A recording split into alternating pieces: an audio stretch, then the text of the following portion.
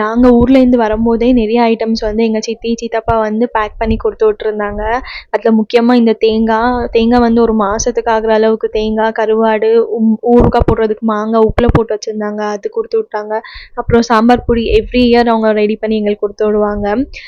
அவங்க இங்கேருந்து வரும்போது கூட அப்படி தான், எங்கள் தாத்தா இருக்கும் போதுலேருந்து அப்படி தான், தாத்தா, எங்கள் சித்தி சித்தப்பா, எங்கள் அத்தை எல்லாருமே ரெடி பண்ணி கொடுத்து விடுவாங்க. இந்த மாங்காய் வந்து அப்படியே எடுத்து சாப்பிட்டா கூட அவ்வளோ டேஸ்ட்டாக இருக்கும். இனி ஊறுகாய் போட்டு சாப்பிட்டா அதை விட ரொம்ப டேஸ்ட்டாக இருக்கும். அதுலேயும் அவங்க வீட்டுக்கிட்டே வளர்த்துருக்க கீரை, நார்த்தங்காய், லெமன், என்னென்னமோ இன்னும் சொல்கிறதுக்கு லிஸ்ட் நிறையாவே இருக்குது. அதுக்கப்புறம் சிக்கன் பவுடர் வந்து அங்கே கிடைக்கும். அந்த பிராண்ட் வந்து எனக்கு ரொம்ப ரொம்ப பிடிக்கும். ஸோ அதுவுமே ஒரு 3 to 4 ஷீட் வாங்கி கொடுத்து விட்ருந்தாங்க. என்னதான் இந்த ஐட்டம்ஸ் எல்லாம் நாங்கள் இங்கே வாங்கி யூஸ் பண்ணாலும் அவங்க கொடுத்து விட்றது வந்து தனி ஃபீல் தான். அந்த எக்ஸ்பிளைன் பண்ண முடியாது அந்த ஃபீலை.